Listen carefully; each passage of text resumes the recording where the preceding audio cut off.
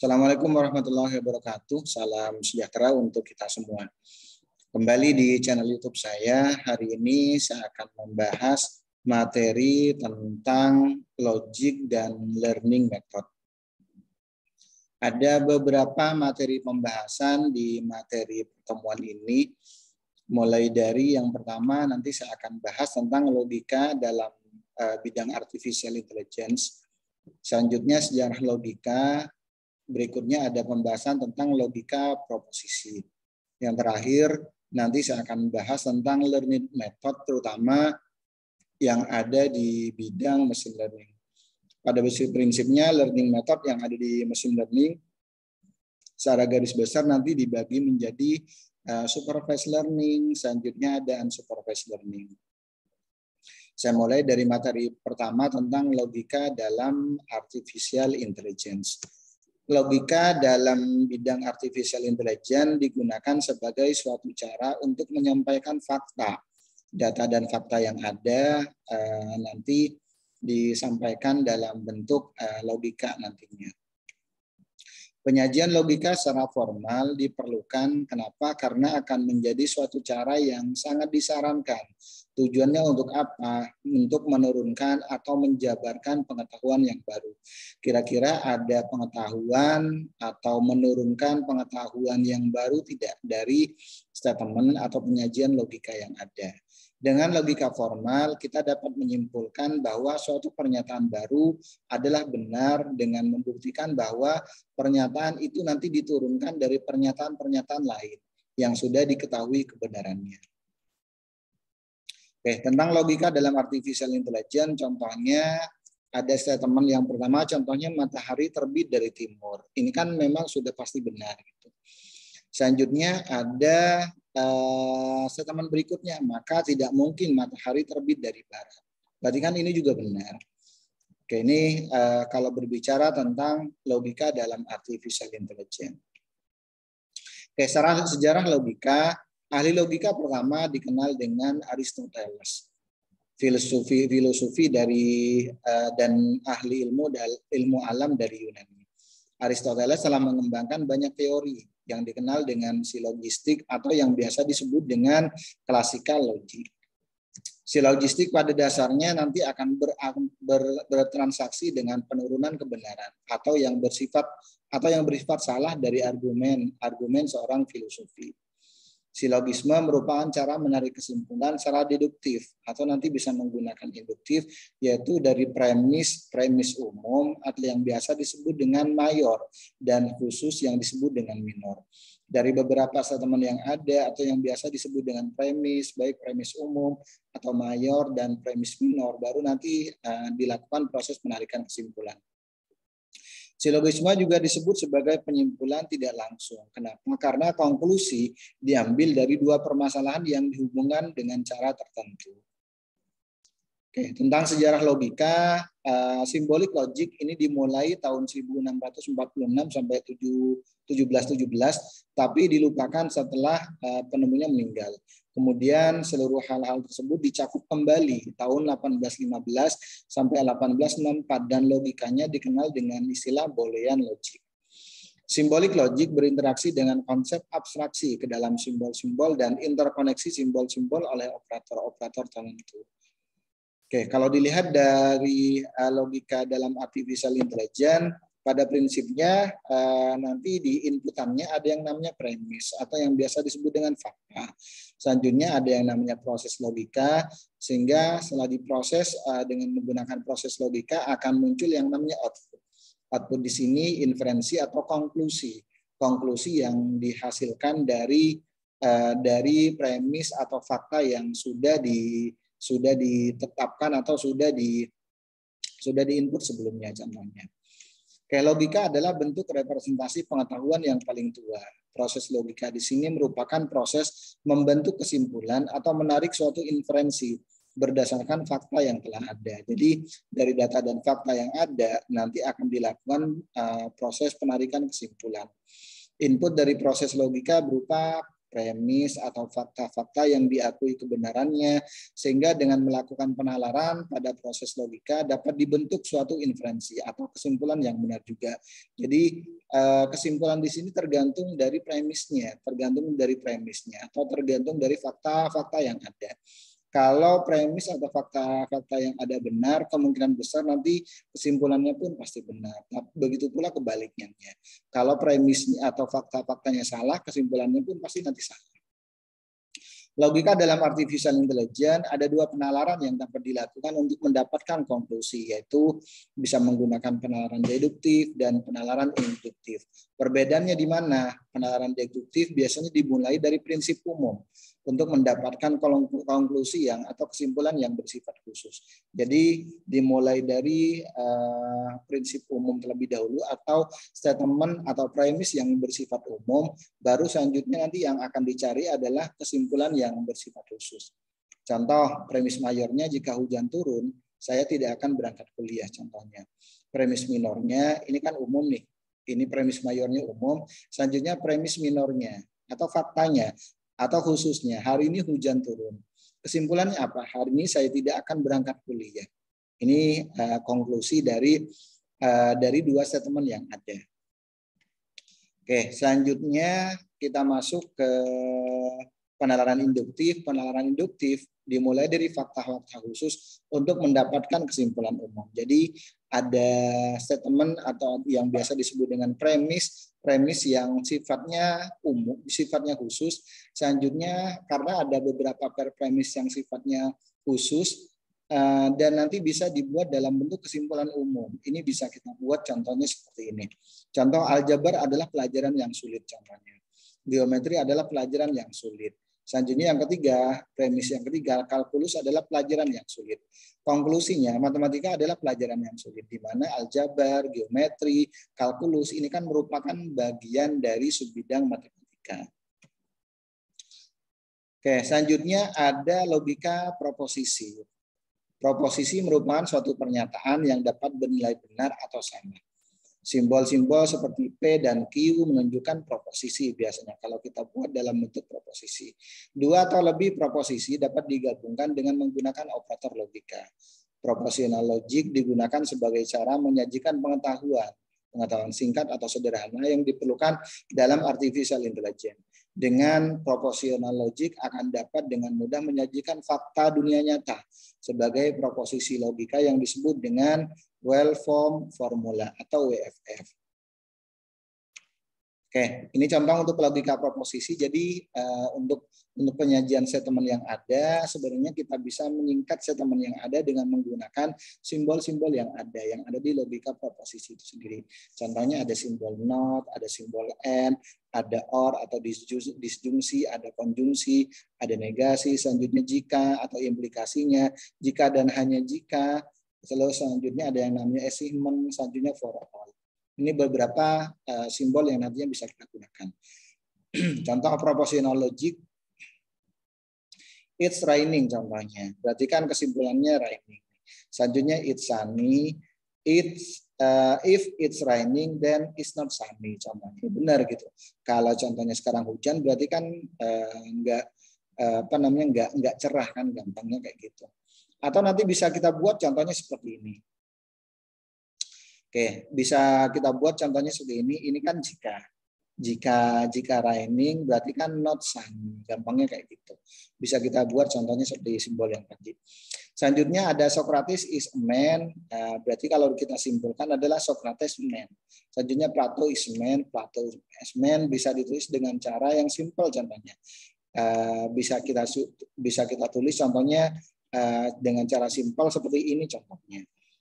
Man atau Socrates, selanjutnya man Plato contohnya, bisa kita buat contohnya seperti ini.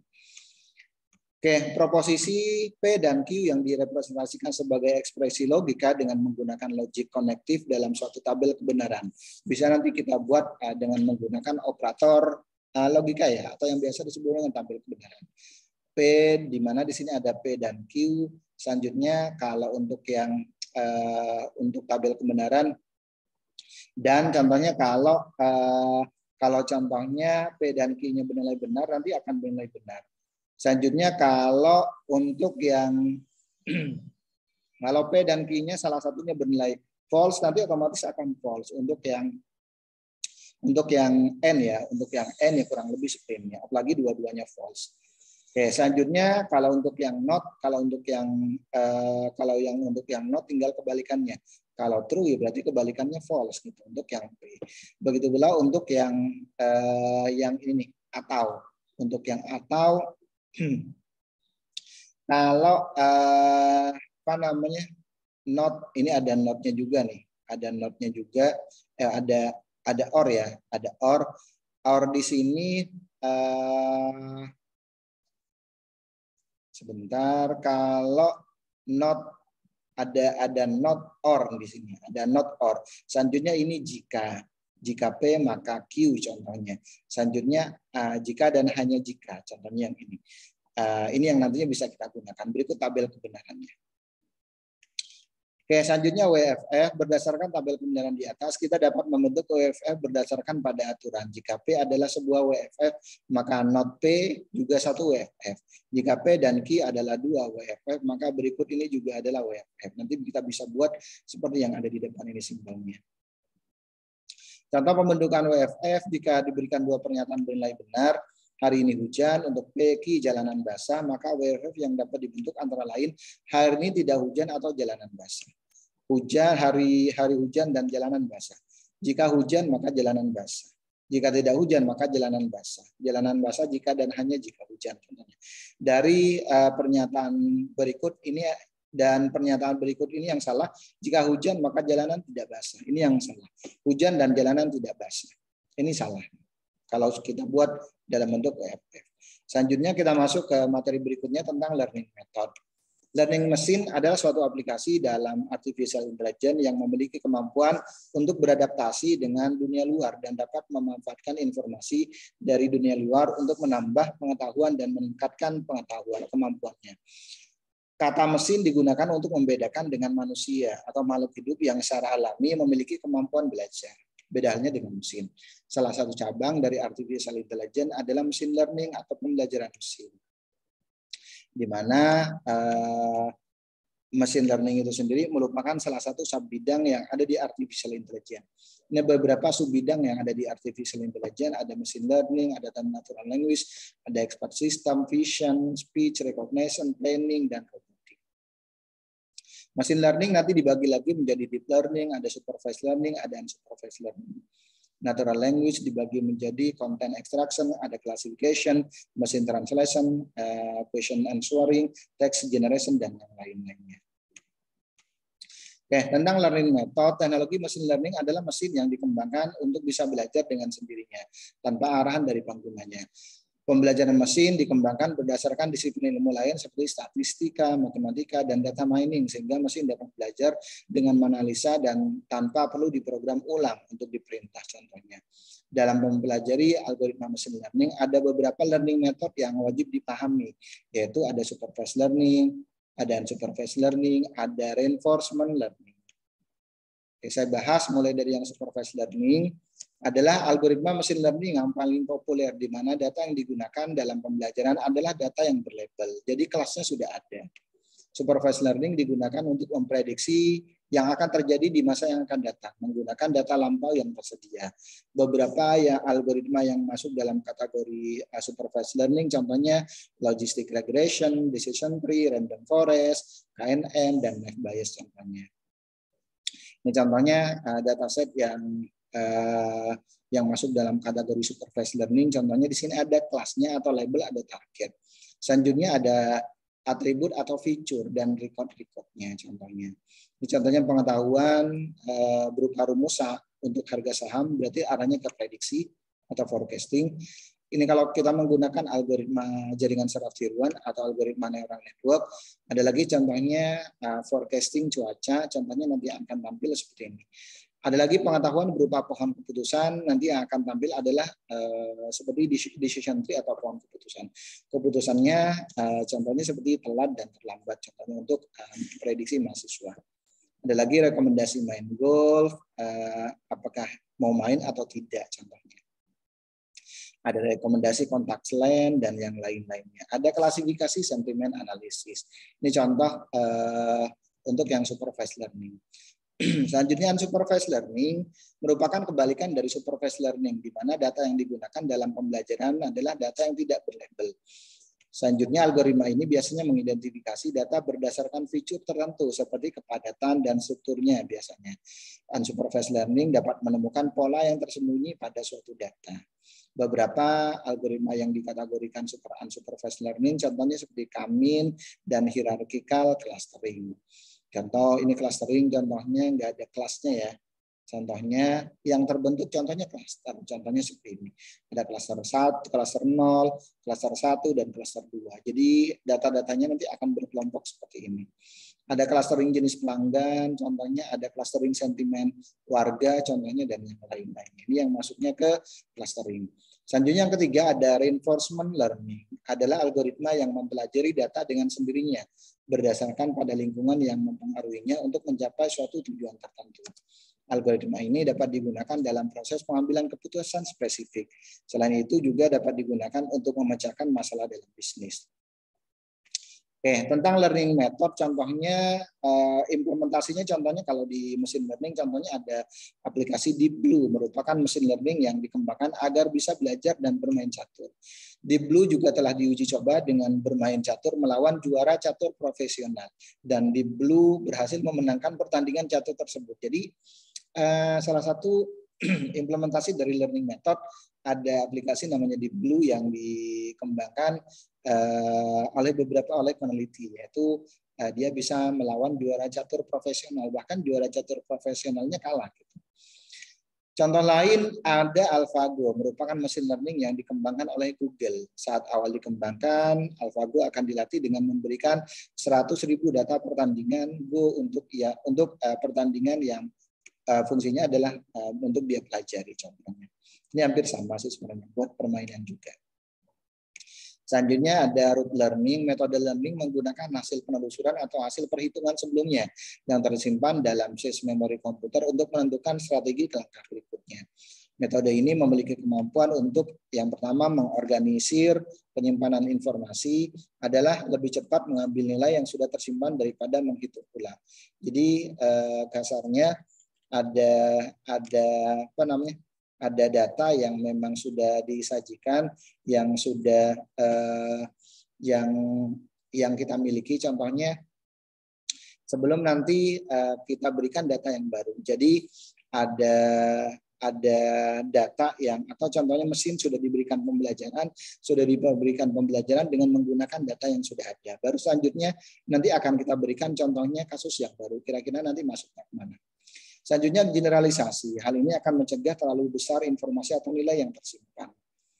Selanjutnya learning by taking advice. Metode learning ini menggunakan advice tingkat tinggi dalam bahasa manusia untuk menghasilkan suatu aturan operasional. Advice mana yang akan digunakan dari sekian banyak yang ada di proses atau dipilih menggunakan operator khusus. Contohnya analisis kasus, pencocokan, dan yang lain-lainnya. Selanjutnya ada learning from example. Metode ini menggunakan semua contoh dari kasus-kasus yang pernah diselesaikan atau data contoh yang dimasukkan ke sistem. Hal terpenting dari metode ini ada biasanya menggunakan klasifikasi untuk memilih atau mengklasifikasi contoh menjadi contoh positif atau contoh negatif. Hasil dari metode ini adalah suatu deskripsi konsep nantinya. Metode ini menggunakan algoritma searching untuk mengeliminasi contoh dan menghasilkan pohon keputusan. Ini untuk yang learning by from example. Selanjutnya ada learning in problem solving. Metode ini berusaha untuk memperbaiki pemecahan masalah dari pemecahan masalah yang sudah ada atau sudah pernah diaplikasikan. Metode ini menggunakan solusi dari contoh masalah sebagai masukan dan akan menghasilkan penemuan cara baru untuk menyelesaikan masalah secara lebih efisien. Ini tujuannya. Metode ini menggunakan heuristic search yang sudah saya bahas di materi sebelumnya. Ada 3 algoritma yang nantinya bisa digunakan di heuristic search, seperti contohnya generalisasi atau contohnya learning berdasarkan penjelasan dan pertimbangan yang menyeluruh. Oke, selanjutnya ada discovery yang terakhir. Metode ini berusaha untuk menemukan pengetahuan-pengetahuan baru yang belum terungkap sebelumnya. Metode ini menggunakan heuristic search yang berdasarkan pada analogi, ketertarikan atau minat, atau bahkan suatu misteri contohnya. Ini untuk yang discovery. Tetap menggunakan, pada prediksinya menggunakan algoritma searching. Hasil atau keluaran dari metode ini cenderung tidak diketahui atau sulit diperkirakan, karena biasanya berdasarkan informasi atau pengetahuan yang minim. Ini beberapa pembahasan yang ada di materi pertemuan ini. Jadi secara garis besar, untuk bidang artificial intelligence itu sendiri nanti kebanyakan kita akan menggunakan logika. Di dalam logika tersebut ada yang namanya proposisi yang nantinya bisa kita gunakan. Nah, di dalamnya ada pembahasan tentang learning method. Secara garis besar untuk learning method yang nantinya akan kita gunakan adalah learning method yang ada di bidang machine learning, di mana secara garis besar ada dua subbidang, yaitu bidang supervised learning dan unsupervised learning. Ada lagi yang menjelaskan ada 4, ada supervised learning, ada unsupervised learning, ada reinforcement learning. Selanjutnya ada juga pembahasan yang lainnya yang mengarah ke pembahasan lain dari subbidang tersebut, contohnya seperti deep learning. Ini pembahasan pembagian dari machine learning itu sendiri. Ada yang bilang ada 3, ada yang bilang ada 4 untuk subbidang yang ada di machine learning, supervised, unsupervised, ada deep learning, atau ada yang bilang reinforcement learning. Demikian penjelasan dari materi pertemuan ini. Mohon maaf kalau ada kata-kata yang kurang berkenan. Saya akhiri. Assalamualaikum warahmatullahi wabarakatuh dan salam sehat untuk kita semuanya.